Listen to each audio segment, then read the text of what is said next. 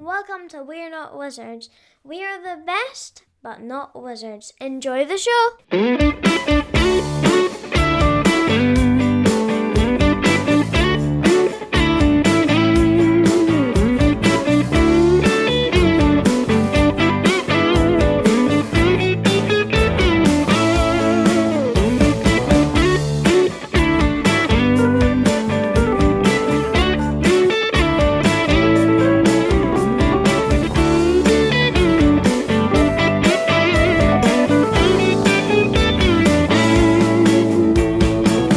Hello and welcome to another episode of We're Not Wizards. My name's Richard. I'll be your host for spooky time, which is a strange time. A strange time of years. Everything gets darker, everything kind of gets greyer, everything kind of gets duller.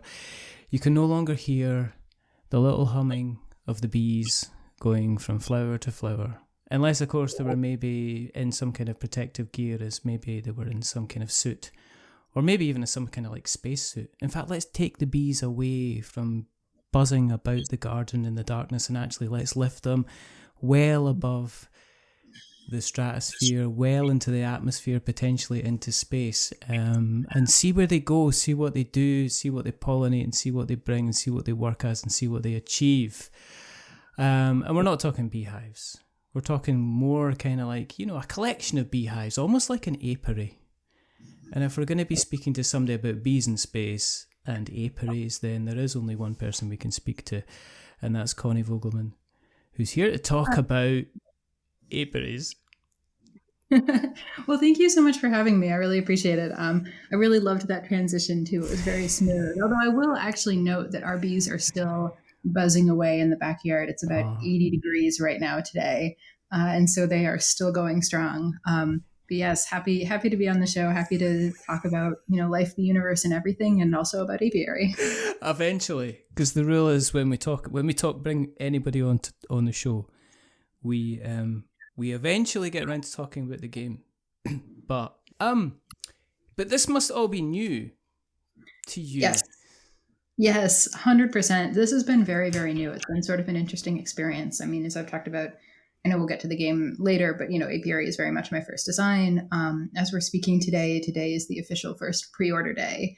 And as you know, Stonemaier sort of, oftentimes they just drop their products. So it's, silence, silence, silence, silence. And then all of a sudden the game drops. And so it's been a very interesting experience for the last couple of years. I tend to be very introverted. I don't have a very big social media presence. I certainly don't do interviews and conversations like this. Like that's not at all part of my life and my background. And so all of a sudden when the news of Apiary dropped, things changed a little bit. And I did reach out to Elizabeth. So I have been playtesting games with Elizabeth for the last few years. We both live in the DC area. And I was like, hey, Elizabeth, can you, help me navigate this a little bit? Because this is just all completely new. And so she's been helping me make a few connections. And that's been wonderful. Because when I spoke to Elizabeth, Wingspan was a thing. It wasn't the thing that it was kind of today, but it was a thing. And there was a big buzz around it. But at the time, they were working in DC. They were working for the government, I think, at the time. So this was all kind of like uncharted. We didn't know what was going to happen. We didn't know it was going to end up. Wingspan, famously, there's a soap opera in the UK called Coronation Street. And I've seen it. Yep. Wingspan was on the table, and it's kind of like that's where we go from. So you're talking about coming from a place where you're kind of not comfortable about kind of talking with people. So what is your kind of your background? Where are you from originally, I guess? Yeah, sure. So I actually grew up in South Dakota, which is not kind of in the middle part of the United States. There's not really a whole lot there. Not too many people actually leave from South Dakota. But I came to the East Coast first for undergrad and then for grad school. And so I'm a lawyer. My day job is as an attorney working for the government. Right. I do grants law, right. which is very kind of nose in a book academic style, legal work, basically interpreting statutes and regulations and trying to help the agency get grant funds out the door in a way that is legally sufficient. And so that kind of work, obviously, DC is a good place for that kind of work. So I moved here right after grad school. That was about almost 10 years ago at this point. And lucky for me, DC also has a very good board game community. So when I first came to DC, I just started joining all these meetup groups and meeting board gamers. And there's also a really excellent game design community here as well. There's a lot of really, really great designers. And so as I got more and more into the hobby and then more and more into game design later on, it ended up being just about the perfect place to be. The only thing I know about South Dakota and North Dakota was when the podcast was starting to grow, and I had my target of basically having at least one download in every single state of America. And I don't know what it is about North Dakota and South Dakota, if you all don't have Wi-Fi or whatever, or if you have to get your podcasts like delivered on 8 tracks or whatever it is. But I eventually had to put out a call on social media to say, I have got 50 states or whatever. I need I don't know, a couple more, and I need North Dakota and South Dakota. And they've always kind of been quite quiet. But it sounds to me like it wasn't like you moving to DC was the catalyst for you getting involved in board games. It was a case that you had already been in kind of the cardboard arena, and it was just an additional thing. Absolutely. Well, so first of all, real quick, I'm going to take a real quick detour into the Dakotas, if you don't mind. Yes, please. There's a few things you need to know about the Dakotas. One, South Dakota is the better Dakota, and everyone in South Dakota will tell you that. And there's more people in South Dakota than North Dakota, so it must be true.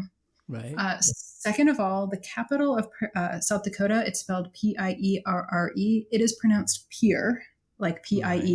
It's one syllable. Do not pronounce it 2 syllables. You are incorrect.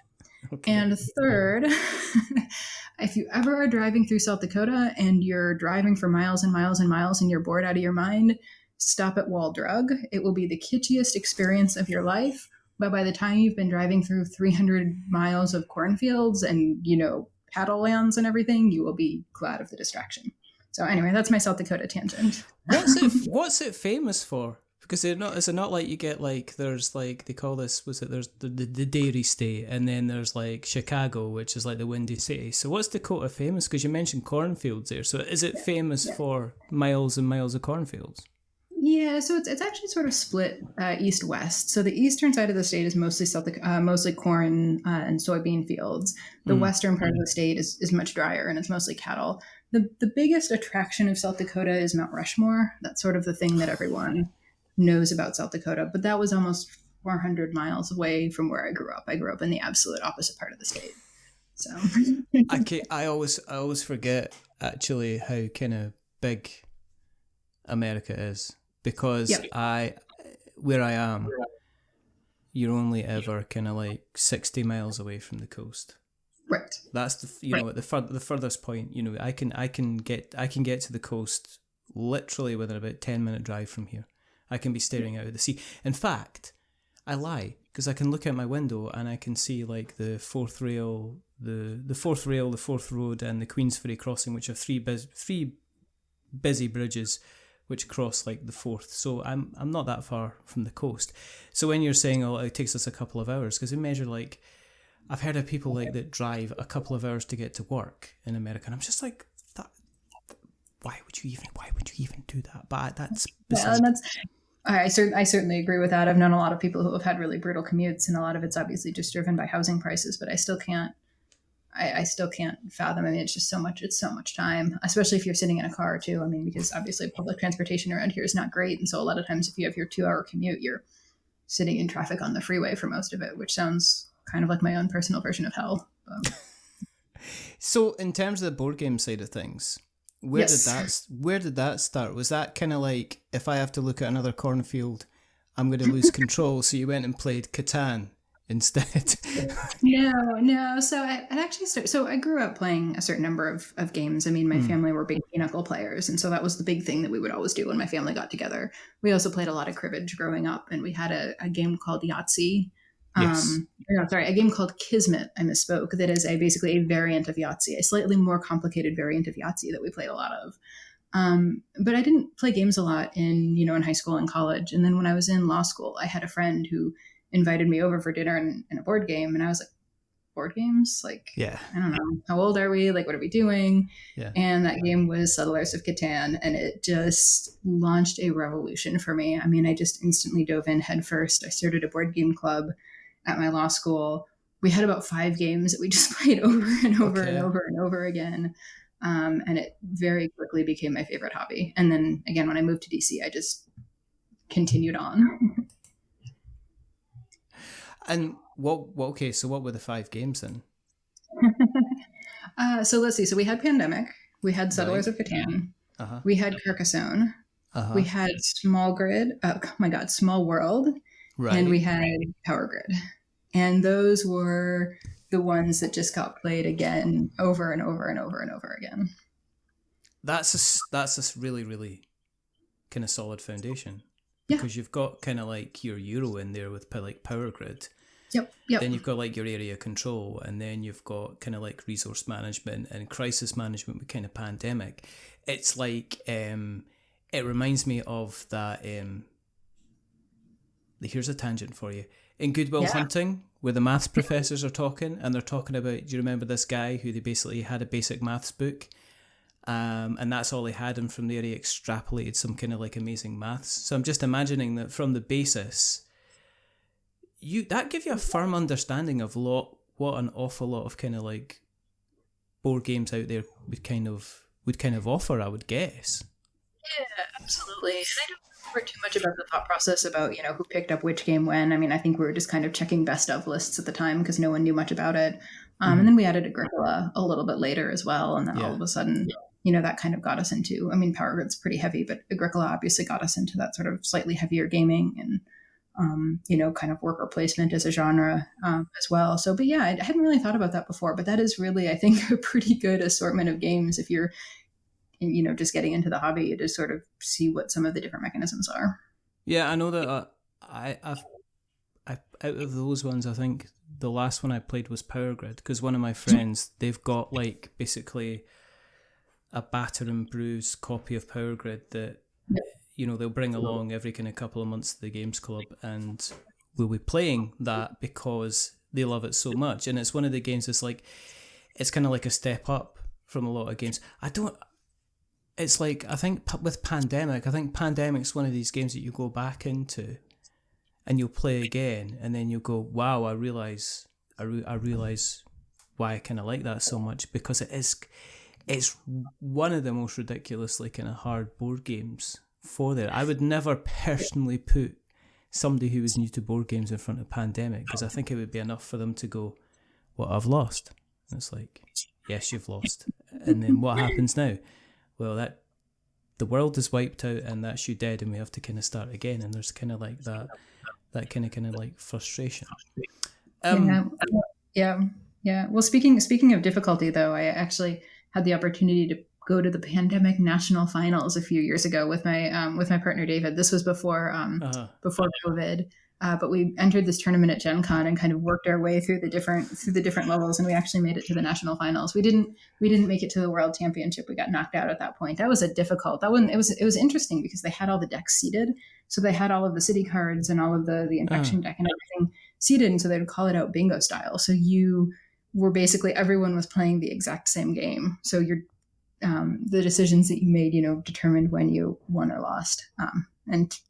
Wow. In our case, lost. So it is like basically like how are you going to mitigate the following kind of circumstances? Well, and what actually happened to us, and I think this was actually really interesting because it really does get into the metagame, is in the first rounds of the game, we were competing to cure the diseases the most quickly and win that way. Yeah. And in the final round, they had upped the difficulty to the point where I don't think anyone actually cured the diseases. And so it was basically whoever had done the most damage control survived the longest. And I thought that was really interesting. That was sort of, again, it gets into this metagame. If you're going into this tournament, are you going to try to survive or are you going to try to win? And those are kind of lead you to make two different sets of decisions. I'm getting the sense here, and you can obviously correct me if you think I'm wrong, but you sound like a pretty kind of analytical person. Yes. Yeah, I think that's correct. Before I went to law school, I did science in undergrad Mm-hmm. and sort of come from that background and very much bring that into game design too. I mean, that's definitely kind of the background that I'm coming from. So, yeah, I So think that's accurate. I kind of like an eye to detail. In fact, I guess for your day to day job, I mean, what you're going to be looking over is if people are making kind of certain applications, and you're checking against kind of like the statute books and things like that. You're having to look at, well, Yeah. how can we do the interpretation of that? How can we use what you've given me with what we've got here and make that kind of work Yep. together? Yeah, Yeah, basically. and I think in a lot of ways it's actually, I mean, it's probably more boring, but in a way it's very similar to a lot of the kind of puzzles of playing games and designing games too, is this very attention to detail and sort of looking at the pieces and trying to fit them together because you have to be both incredibly detail oriented. I mean, if a statute says may versus shall or a Mm-hmm. comma versus a semicolon or something like that, that can make a really big difference. But at the same time, you still have to kind of keep that broader purpose in mind. I mean, what's the purpose of the statute? What's the purpose of the regulation? Mm-hmm. Because you need to follow both the letter and the spirit of whatever it's telling you you're supposed to be doing. Have you had like eureka moments in your job where you've been working away at something and you've kind of went, right, well, based on this, and this, you can get all of this. Where you've kind of worked through kind of like the various statutes and the various laws and actually said, well, based on if we do take it this way, then you get all of this. But if we take it the other way, you'll only get so much instead. I think it's more fuzzy than that, in all honesty. I wish there were more eureka moments, but I Mm. think a lot of it's just you, and because remember it's also government too, so you and Yeah. 10 other people are in a room and everyone's kind of bickering about the individual interpretation, and you're trying to, okay, well, maybe if we argue a b c d e we can get to one Mm. interpretation. If we go f g h I j we can do another interpretation, and here's the risks associated with the first batch and here's the risk associated with the second batch, and it's always some combination of litigation, oversight, some of our oversight organizations, Washington Post, or, negative press coverage, congressional reprimand. And so oftentimes you kind of pick your poison in terms of which way is going to yield the most, which way is going to yield the types of risk that you're more comfortable with accepting, because there's almost never a path that's zero risk, short of not doing anything, which of course defeats the whole purpose of what we're doing. So does your job sometimes become like some kind of big, huge kind of logic puzzle at some point where you're Yes. kind of drawing from 5 or 6 kind of different sources in order to kind of come up with a solution for it then? Oh, 100%. And oftentimes they're telling you opposite things too. I mean, and that's the biggest problem, is when they're all kind of pulling you in slightly different directions and you're sort of trying to thread the needle through all of them. So, or you're coming in with an understanding that maybe Congress meant one thing and they said another thing. And so you're trying to figure out, how do we get to what we know the interpretation is supposed to be, while still dealing with the actual language that's in front of us. So are people like applying directly for kind of like, are people and organizations applying directly for kind of like money when you mention grants? Because to me, a grant is have some money. Is Yep. that where you're kind of working in, or is it kind of like bigger organizations saying like the EPA are asking for several $100 million in order to build a dam to protect beavers, and here's the legislation what's going to allow that or prevent that from kind of happening? Yeah, so the way it usually works in the US, at least, is the agency will get some amount of funding from Congress, Uh-huh. here have $100 million or $1 billion or whatever it is. And it's for organizations, that meet a certain definition for a Mm-hmm. certain set of purposes. And so a lot of the funds that we give out go to states, and then the states kind of redistribute them within the state. And so you'll do some kind of a formula program where each state will get a certain amount of money depending based on their population, and Mm-hmm. then it'll go to particular organizations within that state. Sometimes it'll go directly not to nonprofit organizations or for-profit organizations sometimes as well. Mm-hmm. It really depends on the statute, and then those entities, whoever are eligible, will apply directly to the agency for funding. Wow. That sounds like me. But I guess you've also got to be apolitical throughout the process as well. Is that if you have to, if the law says that this person definitely deserves money and you're like, well, I don't know if they should really kind of have that money. But if it says, I guess you have to kind of like say, well, by the law, by the way they've applied and the legislation that they've passed, they have the right to kind of get this funding regardless of where I think they stand on kind of like the political spectrum as well. Oh, absolutely. It ends up being very apolitical. A lot of it's done through like a merit review process. So you'll get experts in whatever that industry is and whatever that field is, and they will oftentimes review the applications anonymously. So they'll take some of the identifying information out and they'll all give them a score. And then if the scores vary too much, they'll bring in other merit reviewers. And then oftentimes you're basically awarding funds based on their score. And so it does tend to be, I think, my experience with the process is it does tend to be a pretty just process in terms of who's getting funding. And it does tend to be pretty apolitical. And that's actually a reason why I like it too, is because it obviously to some extent it matters what administration is in charge, but it matters a lot less in this area than in an awful lot of other areas, because grant money still comes in, grant money still goes out. Some of the priorities change a little bit, but I think at the end of the day, you can still say like, hey, we moved the ball forward a little bit. We got this money out the door. You know, you can leave work and feel pretty okay about yourself or about, you know, your life. So I guess the question is when it came to the board game design, what moved you from being somebody who is happy to move pieces around a board to being somebody who sat there and went, well, what happens if it moves 2 spaces forward instead of back, or what happens if this goes here instead of there, and kind of ended up with you kind of designing your first game? Yeah. So I admit that I sort of stumbled into it. So I had never really thought about designing games. You know, I really liked playing games. I really liked analyzing games, you know, having sort of discussions about what works, what doesn't work, why it does, why it doesn't. You know, that was sort of very much a part of my game group and part of what we did and why we enjoyed games so much. And then my partner, David, had an idea for a game, and I offered to help him in a very supportive capacity. I was like, okay, I can help you prototype. I can help run play tests. Like I can do some of, you know, I'll help. And that effort crashed and burned. We have very different design styles and very different styles on really every single part of the process. So we made it like 2 or 3 months and then it kind of imploded. But that was enough to just absolutely give me the design bug. And I was like, oh my God, I really enjoy doing this. Like this is it's a new area of the hobby. It's something I'd never considered before. It's a slightly different decision space, obviously. Yeah. But I just really fell in love with design work. Like I just absolutely love it. It's just one series of problems to solve after another, after another, after another. And I absolutely love being in that space. So that's how it got started. It's kind of strange to me that you go from a day job of having to kind of solve problems, analyze information, and then maximize that data to present a result, to then going home doing the same thing. Pretty much exactly the same thing. Because you've mentioned David a couple of times. What was David's game about? Let's give him his 5 minutes in the sun.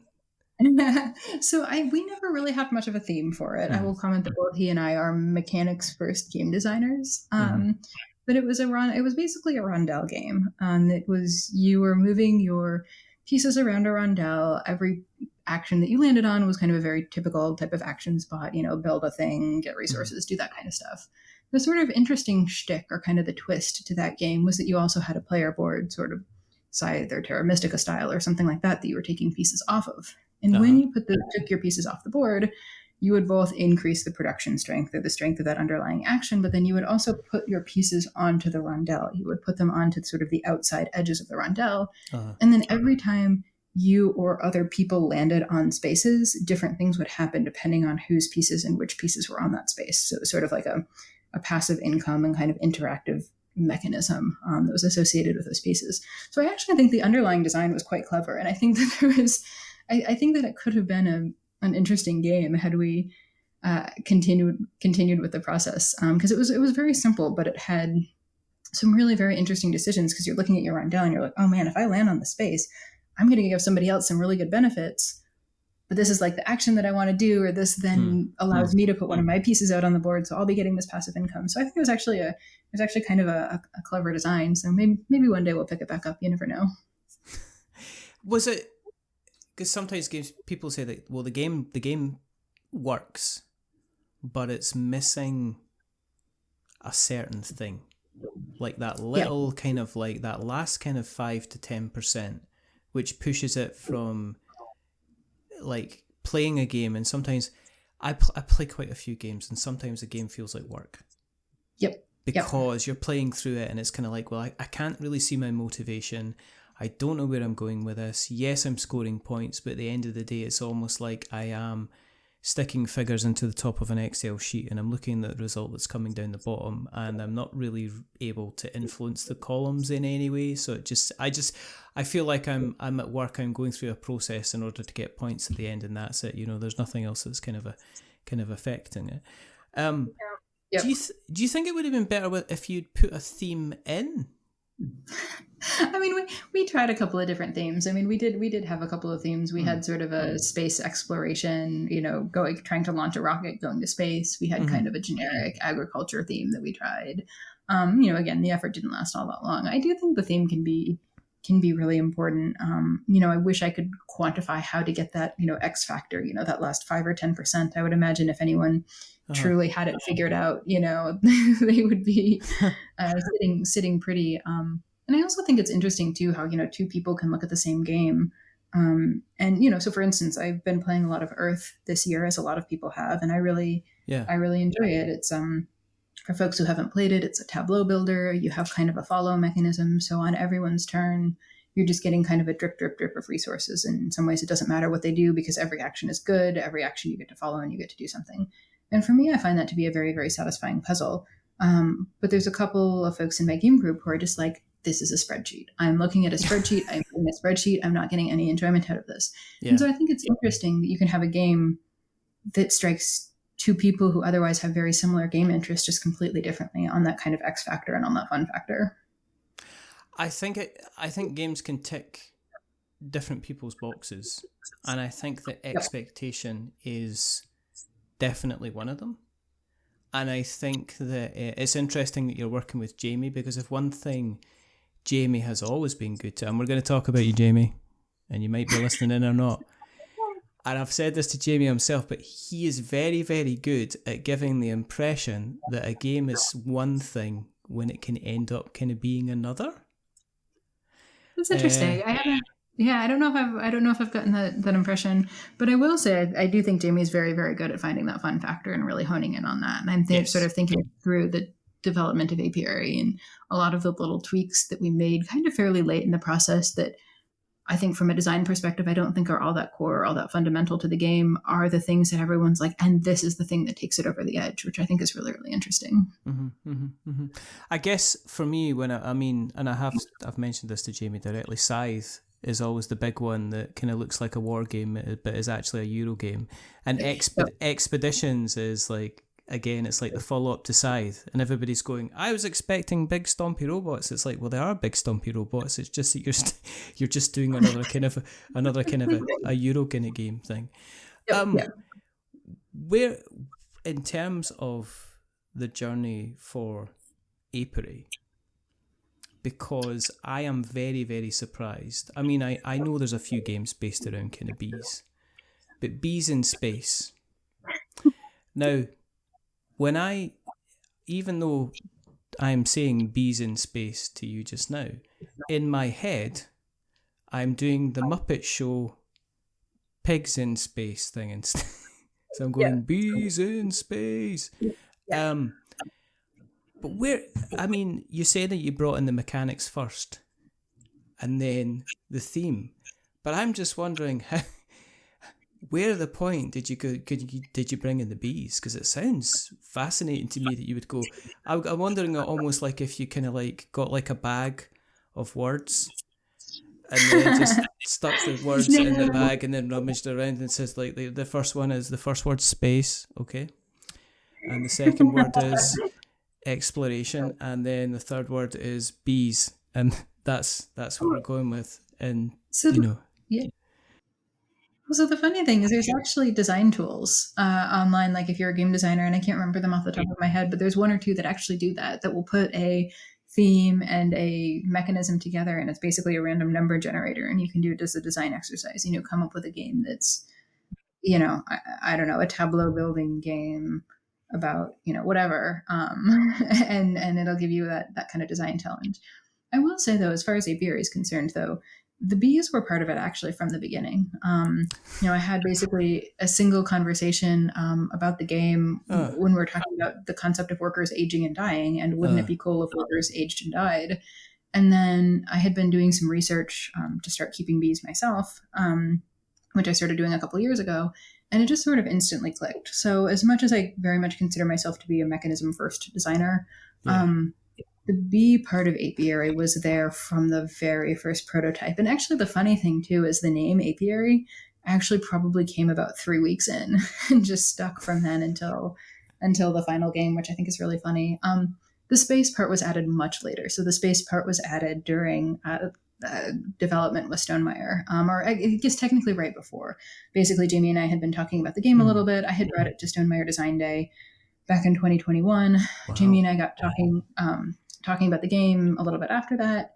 And he basically said, look, I think the game's interesting, but A, it needs a little bit more work. And B, I'm a little concerned. Honeybuzz just came out. That is also a Tableau building worker placement mid-weight B game. Yeah. And I'll sort of throw out there too that I think there were some aspects of the game that just, I don't know how well it worked when it was the bee theme. I mean, for instance, you're recruiting other bees to your hive to help give you special abilities. You're building pretty elaborate technologies. I mean, those aren't very consistent with modern day bees, so you can kind of squint a little bit and get there. Yeah. But Jamie was like, would you consider moving it to space? And I jumped on that idea. I thought it was great. I'm a big sci-fi fan. I'm a super nerd. And absolutely loved it. And I was like, oh, this is great. It solves design problems. It gives you extra flexibility. It'll certainly make the game unique. So then I did a prototype or two, kind of in consultation with Jamie, with him sort of providing some advice with the bee theme or with the space theme. And then that was the final version that I submitted to Stonemaier, was a bees in space version of Apiary. But backpedaling a little bit here. Yes. You rock up at a board game kind of playtesting design event, knowing that Jamie Stegmaier's going to be there, and you've just, look, here's my game. I can't imagine. I know of a lot of designers that probably would be like, nah, I'm not doing that. What happens if they think I'm daft? But how far was the game in development? You mentioned like Jamie had a couple of concerns and he had some suggestions for it, but how far along the kind of the design path was that copy that you presented to them then compared to the final version that's kind of going on sale today, basically? Yeah. So, and by the way, I wish I could present myself as having quite the self-confidence that you did there. And I will say that's definitely not the case. I had been actually doing some blind playtesting. I was a lead playtester for Stonemaier. A few years back, I actually messaged Jamie on Board Game Geek, and I was like, I have feelings, I have opinions about Tapestry, like, let me playtest the next expansion. And so he actually looped us in as blind playtesters. So I wasn't a 100% stranger, not that I'd really worked with him or talked with him much, but at least, he maybe recognized the name. And then I actually talked with Elizabeth, because I'd been playtesting with her, Elizabeth Hargrave, before Design Day. And I was like, hey, Elizabeth, what should I do? What do you think? How do you think I should go about this? And she just said, hey, send Jamie an email. So I had sent him an email a week or so ahead of Design Day, basically saying, I have this game. I think it would be a really good fit for Stonemaier. Would you consider it? I proofread the email 5,000 times. I hit send, and then I hit unsend, and then I hit send, and then I hit unsend. I have one of those like send delays, but did ultimately send him a message. And so I think he was maybe on the lookout for it a little bit more at Design Day because of that. Did you take the email into work and get the other lawyers to check it and just say, no. Is this like what? And it's like, we're doing the grant funding here for this area of Michigan for the Wildlife Conservatory.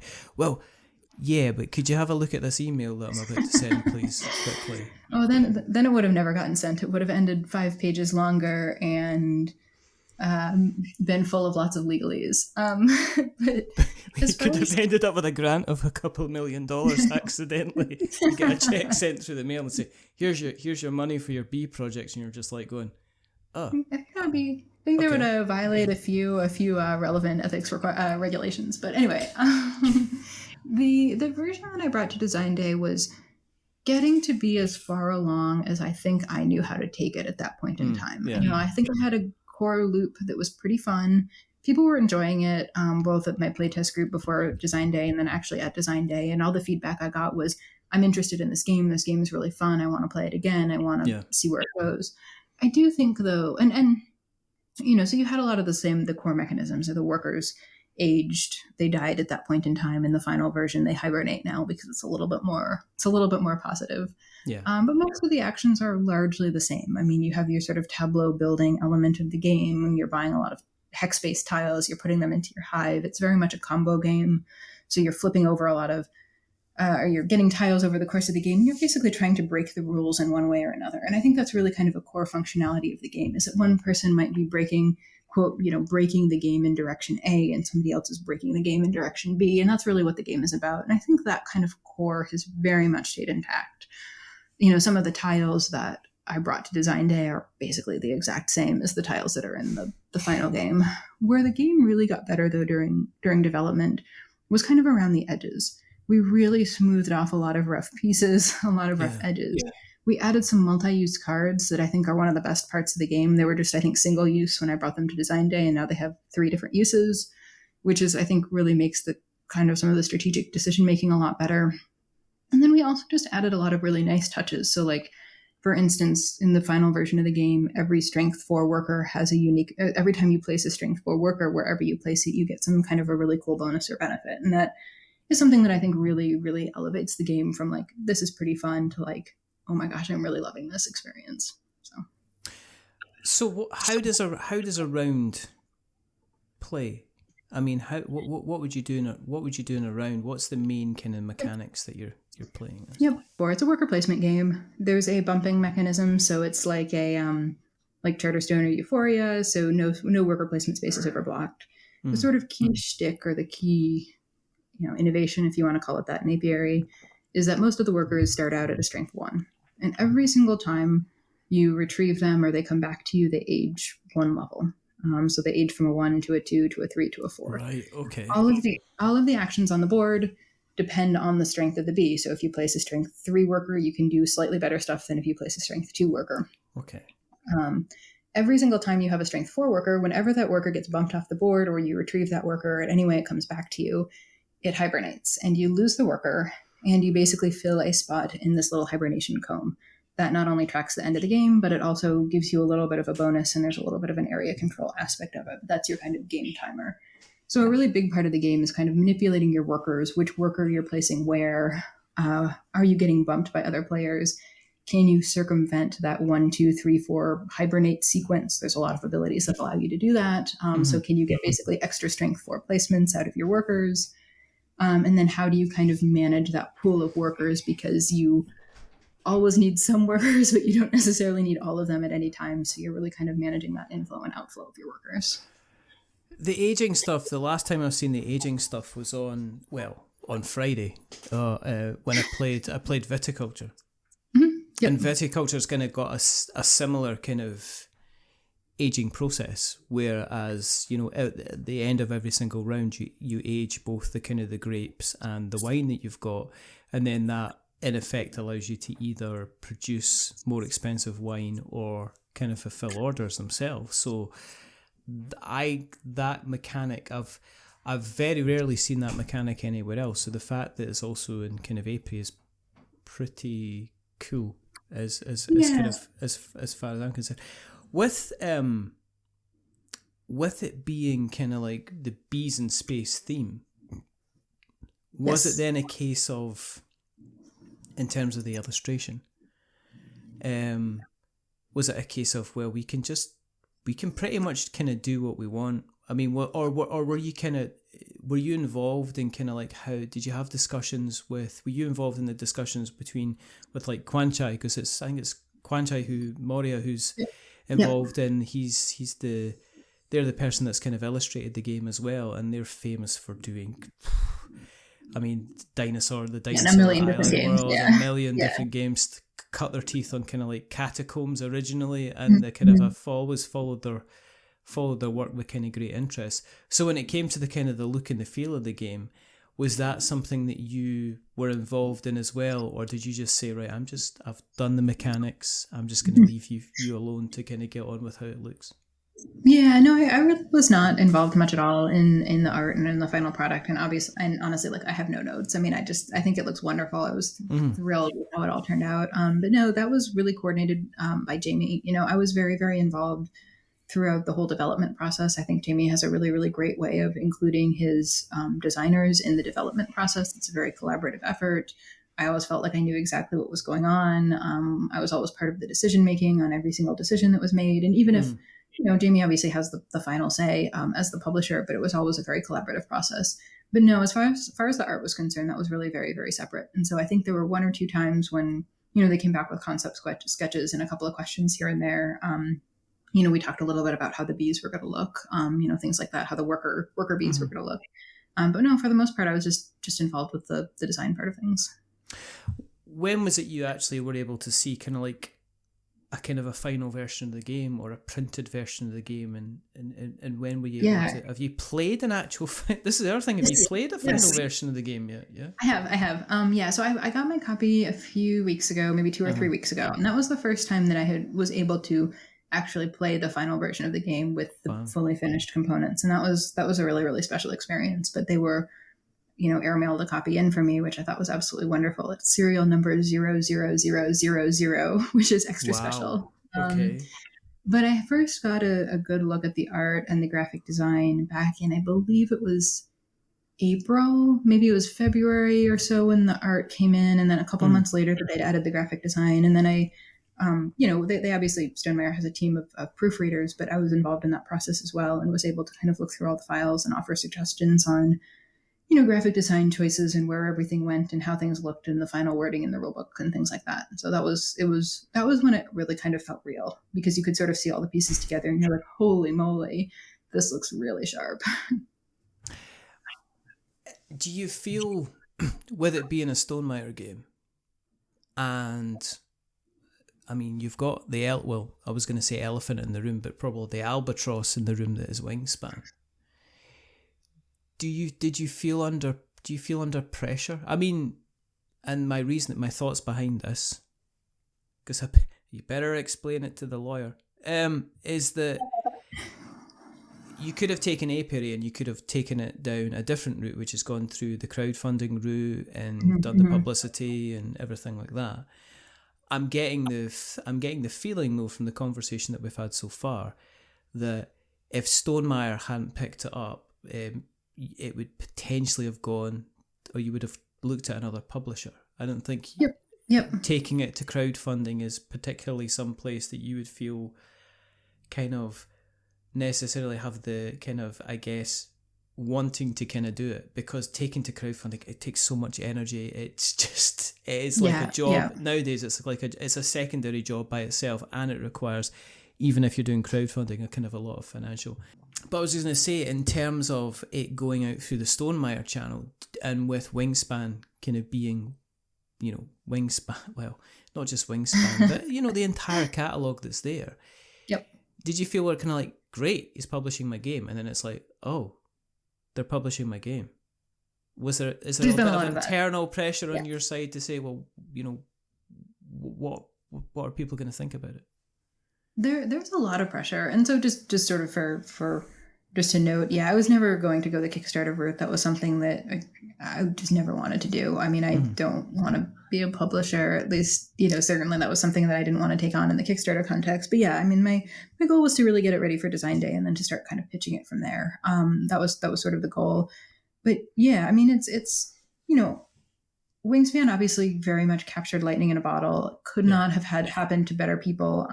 It's also had really, really incredibly positive impacts on the hobby as Yes. well, just in terms of bringing new people in and kind of really telling people that games can be for everyone. But you know, it's never going to be another Wingspan. You know, I don't think that should be the target for any game that gets published by Stonemaier or otherwise.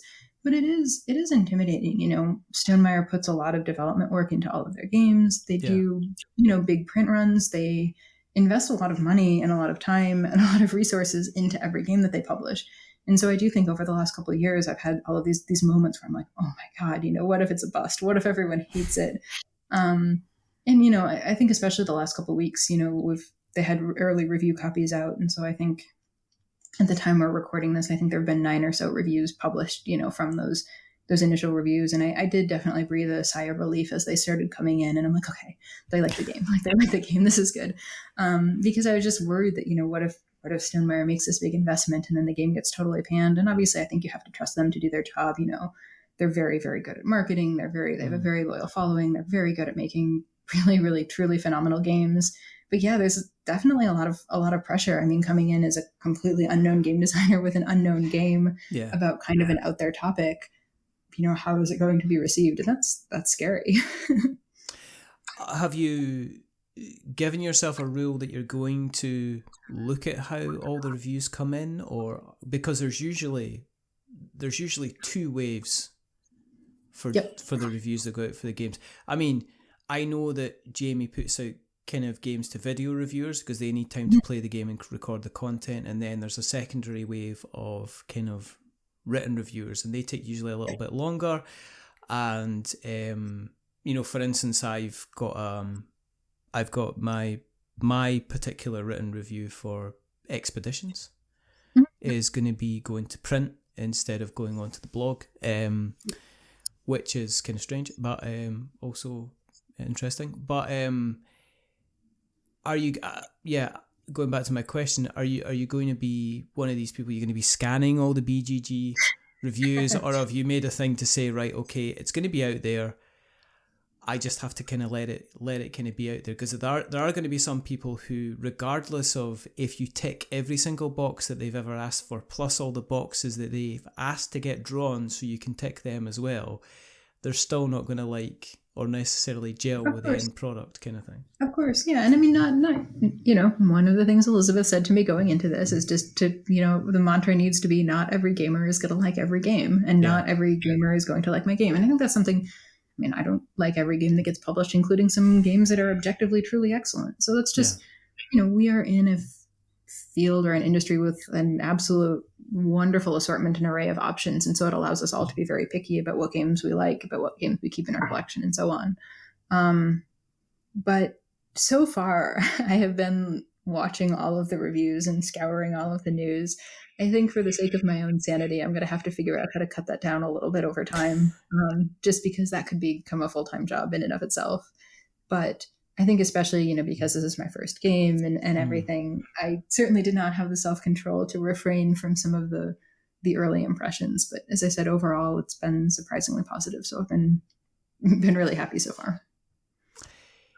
Is this the first of many designs, or is this a kind of a wait and see kind of thing? I mean, you're obviously, and this is early days, but you've had the first debut albums out there. Yep. So there are going to be people that are going to be interested in that kind of what they call the second difficult album. There's definitely more to come. This is definitely not the only design. There's more to come. Unfortunately, I can't really talk about anything, but there will be more to come sooner rather than later. So are we talking about expansions maybe, or different games altogether? So no expansions as of yet. We did pack a lot into the base game. If there's interest and appetite, and if folks like the game enough, I'd certainly be very willing to do an expansion. But no, there are other completely different games in the works right now. Because one of the things, the reason that we got introduced was that Elizabeth emailed me and said, I've got Undergrove coming out in November. And I was like, this is after like Undergrove, Mariposas, the Fox Experiment, kind of Wingspan 1, Wingspan 2, Wingspan 3, Wingspan 7, Tokyo Drift, all the various kind of different versions. Mm-hmm. And now they are kind of full-time in the business, kind of full-time board game designer. Is there part of you that's kind of like, well, I could take a little bit of slice of this action, or is a bit of you that says, well, I'm quite happy at doing my job, and this could be something that I could be doing on the side? I think definitely for now, that's definitely, I'm definitely more toward the latter. I will admit I very much like the stability of a paycheck. And as I said, I reasonably like what I do, on a day job. I think making a living off of board game design really does require sort of a wingspan level hit or an incredibly high output, or I think some very, very big sacrifices to lifestyle changes. I mean, you hear of these designers who are living on, $12,000 or $15,000 a year or something like that, which one can do with the right set of circumstances.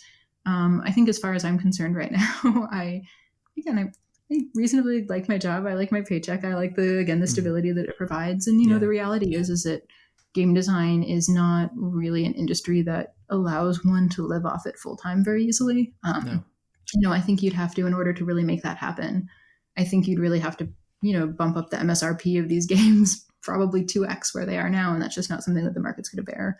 Yeah. One thing I will mention, though, just as an aside, is Undergrove is absolutely excellent. I've played a lot of prototype versions of it and some pretty close to final versions, and it's an excellent game. I can't wait. I signed up for the launch notification and everything, and we'll order it as soon as it's available. So I think it's a really excellent game. That's it's AEG that's doing that one. Yep. Yeah, mm-hmm. Yeah. I've got There's I've done an interview with a written interview with Elizabeth, and that'll be coming out end of the month. And there's going to be, we're planning or have planned a podcast episode that's going to be appearing in probably the next 4 to 6 weeks as well. Unless she goes, leave me alone. or she says it was 2019 since we last spoke. It's not been long enough. You could be a jinx. She could bring me all kind of crashing down. What's it been like with the community though? Because I'm very, very aware that you've kind of gone from it's almost like being announced as, and the next star of the next Star Wars film is going to be, and then you're like, oh, okay. Well, for a very, very, very small industry, but I will say so far it's been very welcoming. There aren't very many female game designers, at least not very many ones who do Euro games and who are incredibly established, and so. But so far, the community has been incredibly welcoming. I've gone to a lot of Unpub events over the last couple of years and things like that. And folks have always been incredibly, incredibly nice and incredibly welcoming. And I will say sort of throughout this process, I'm very aware that I absolutely hit the jackpot, hit the lottery. I mean, no one goes into game design expecting to get a game signed with Stonemaier. But, all you can do is kind of take the opportunities that come your way and try to do the most you can with them. So. Yeah, but I think it has to be a base level good. I hope so. I don't think he's going to look to the game and went, yeah, okay. Yeah, I suppose. We'll sign. Yeah, okay. Bees in space. Sounds good. Let's sign that one. At least we could do bees in space. Should have been pigs in space, really. Because then you could have, tied in the Muppets and had little kind of Miss Piggy miniature in space and the other ones. I mean, that would be pretty cool. And I've also said too, I think if any creature is going to outlive us all, it's probably going to be the cockroach. But again, that would be a less inviting game. Cockroaches in space, I don't know. There's enough of these kind of like these Warhammer games where all the bad guys kind of look like half kind of cockroaches as well. I kind of like bees in space. I can deal with quite happily. Yes, absolutely.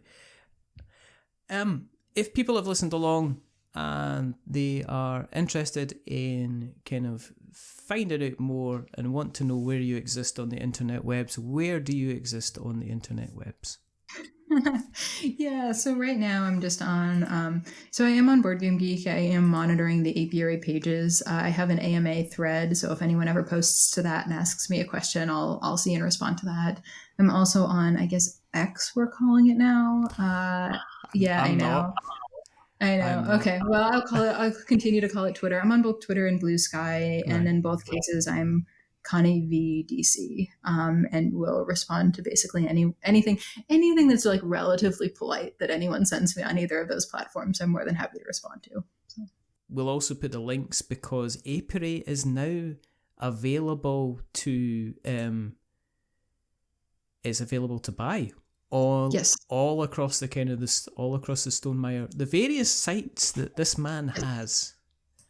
Yep, they have four distribution centers. One in the US, one in Canada, one in the UK, and then one in, I think it's in Australia. Yeah. And so the Apiary is available to buy directly from them from all four of those distribution centers. I know they also have some localization partners lined up with a couple of different languages as well, and I'm not sure the exact timeline on those, but those are coming, I think, a little bit later. And I think well, this depending on how quickly I get like working on this, like a little worker bee, it's currently on offer as well, so you can get it for a little bit of money off at the moment as well if you go ahead, and you can pre-order it just now. I think it's about $59 or something at the moment. But given how much is in the box, I was really surprised that they were able to do that. I think that sale runs through the 8th. But that I think is a really good price. And then after that, it will be also in retail in mid to late November. That's pretty cool. Kind of retail. Yeah. Are you gonna? I mean, that's gonna be one thing where you walk into like a retail store and you're gonna be like that. There's my game, and, and you're gonna be running out the place, getting the security guard to chase you, so they can go. I was only trying to like show everybody my game that's now available in retail. Well, you don't want to do that because they might get the cops, and then everybody would be in trouble. So there we go. We will of course put all the links in the show notes so that everybody can see the bees and that we've got notes to show. And if you want to keep an eye on what we're up to, just go to the internet webs and search for We're Not Wizards, and you will find us in all the different worn out places.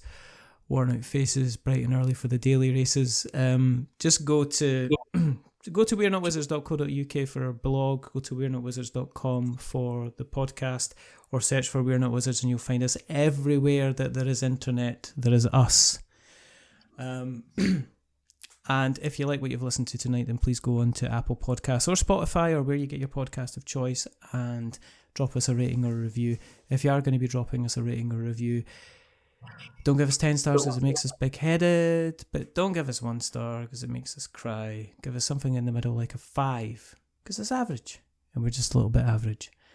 But the person who's not being average is rather wonderful, rather fantastic, Connie Vogelmann. Thank you very much for guesting. Yeah, well, thank you so much for having me. I really appreciate it. There's only 2 more things to do. The first thing is to remember that we're many things, but we're not wizards. Are we wizards, Connie? No, we are not wizards. And the second thing is to say goodbye. So it's a goodbye from Connie. Say goodbye, Connie. Right, goodbye. And it's a goodbye from me. Remember, stay safe, roll 6s, make something awful, or make honey in space. Get yourself an apiary. Until the next time, goodbye. A wizard is never late.